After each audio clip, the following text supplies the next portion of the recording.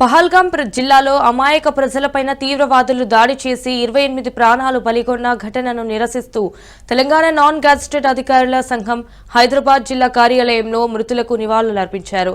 ఈ కార్యక్రమానికి తెలంగాణ నాన్ గ్యాజెటెడ్ అధికారుల కేంద్ర సంఘం ప్రధాన కార్యదర్శి డాక్టర్ ఎస్ఎం హుస్సేన్ ముఖ్య అతిథిగా హాజరయ్యారు। అయితే ఆయుధాలు లేని అమాయక ప్రజల ప్రాణాలు తీయడం అన్నది పిరికి పందిల చర్య అని హుస్సేన్ అన్నారు।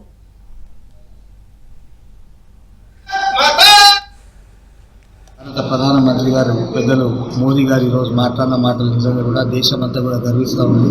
మరి ముష్కర్ల దాడి మన శత్రు దేశం పాకిస్తాన్ కూడా మీ ద్వారా మేము తెలియపరుస్తా ఉన్నాం। మీరు ఇష్టం వచ్చినట్టు 60 సంవత్సరాలు 70 సంవత్సరాల నుంచి మేము శాంతియుతంగా ఉన్నాం, శాంతి శాంతి అని చెప్తాం। కానీ ఇప్పుడు మా ఓపిక కూడా సహనం కూడా అయిపోయింది। ఖచ్చితంగా 100% భారతదేశ ప్రభుత్వం సైన్యాలు కూడా దాడి చేసి శత్రువుని మట్టి కూర్చోవలసిన టైం బరాబర్ ఆసన్నమైంది। మరి మేమందరం కూడా రాష్ట్ర ప్రభుత్వ ఉద్యోగులుగా, కాంట్రాక్ట్ అవుట్సోర్సింగ్ ఉద్యోగులుగా ఒక పక్కన రక్తదాన శిబిరాలు ఏర్పాటు చేసి